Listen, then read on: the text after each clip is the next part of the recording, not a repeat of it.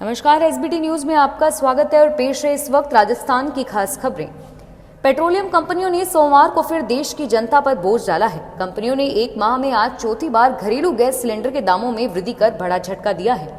रसोई गैस का दाम सोमवार को जयपुर में 798 रुपए से बढ़कर 823 रुपए हो गया। एक माह में कंपनियों ने 125 रुपए की बढ़ोतरी कर दी और इसी के साथ कंपनियों ने कमर्शियल गैस सिलेंडर के दामों को भी बढ़ाया है।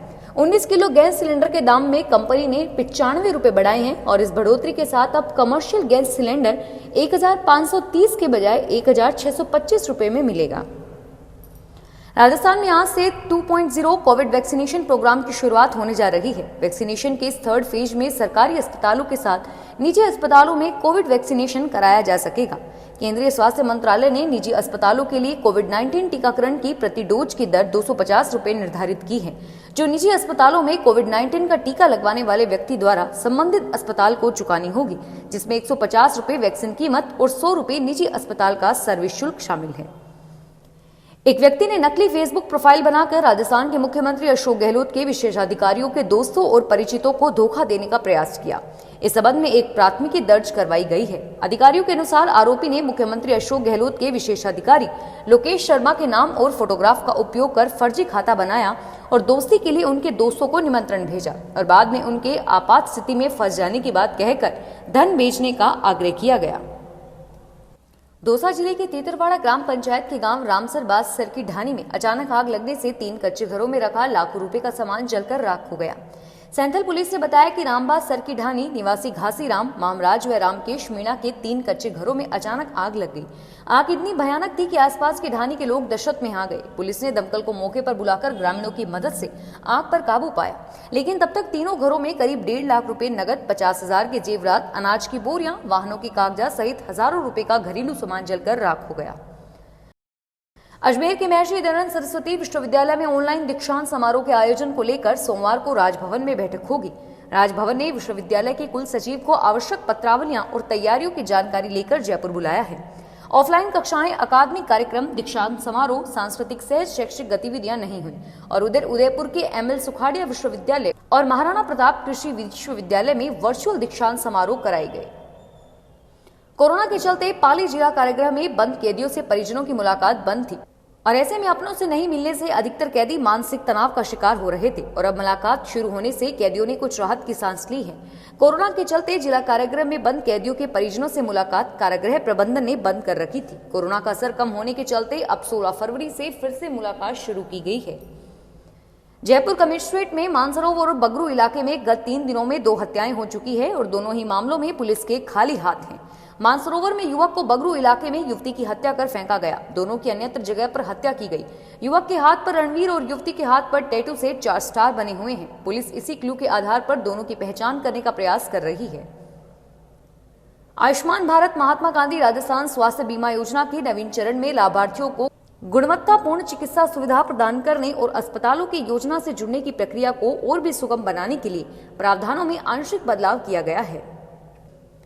कोटा रेल मंडल ने नया इतिहास रचा है। यहां एक परीक्षण ट्रेन को अधिकतम 185 किलोमीटर प्रति घंटे की रफ्तार से दौड़ाया गया। यह रफ्तार भारत में दौड़ी अब तक सभी ट्रेनों में सबसे अधिक बताई जा रही है।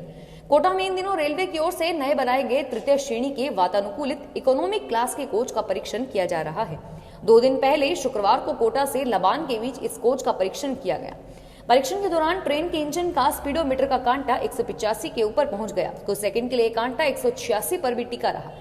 ट्रेन को अधिकतम 186 किलोमीटर प्रति घंटे की रफ्तार से सफलतापूर्वक दौड़ने पर अधिकारी खुशी से फूले नहीं समाये। सीएम अशोक गहलोत ने बीजेपी को एक नहीं बल्कि 2 झटके दे डाले हैं। पहला ऐतिहासिक बजट पेश किया और फिर पायलट के साथ किसान सम्मेलनों में शिरकत की।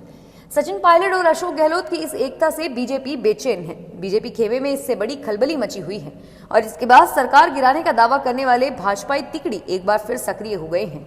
नेता प्रतिपक्ष गुलाब चंद कटारिया ने फिर से कहा कि जिस दिन मंत्रिमंडल का विस्तार होगा उस दिन सरकार धराशायी हो जाएगी। कोरोना का 1 साल पूरा होने के बाद रेलवे अब पैसेंजर ट्रेनों को भी पटरी पर ला रहा है। उत्तर पश्चिमी रेलवे जोन ने सोमवार से 12 जोड़ी पैसेंजर ट्रेनें शुरू होगी। नाम पैसेंजर ही रहेगा, लेकिन ये स्पेशल के रूप में एक्सप्रेस के नंबर से चलेगी, इसलिए इसका किराया सामान्य से दोगुना बढ़ाया गया है और बाद में इनके नंबर से 0 हट जाएगा और ये नियमित एक्सप्रेस ट्रेन हो जाएगी। ऐसे में यात्रियों को अब लोकल में एक्सप्रेस ट्रेन का किराया देना होगा, लेकिन एक्सप्रेस ट्रेन की सुविधा नहीं मिलेगी। राजस्थान के मुख्यमंत्री विधानसभा में कहा कि लोगों में ऐसा भय है कि फोन पर बात करने से भी डर रहे हैं। किसी से बात करें तो वह कहता है कि व्हाट्सएप या फेस टाइम से बात कीजिए। टैपिंग से बचने के लिए लोग फेस टाइम पर बात करते हैं।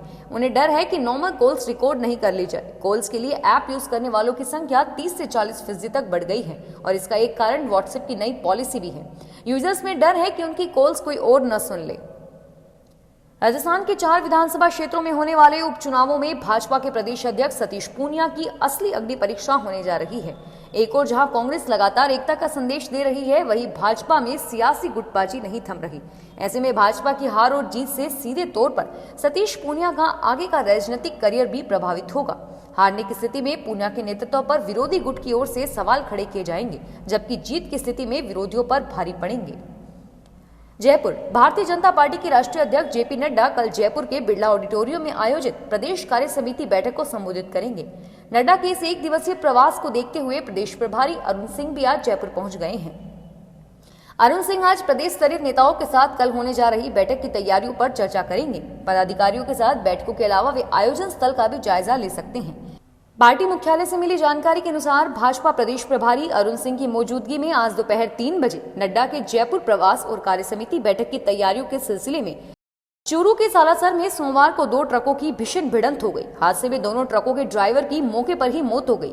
एक घायल को सीकर रेफर किया गया। हादसा इतना भीषण था कि दोनों ट्रक बुरी तरह क्षतिग्रस्त हो गए।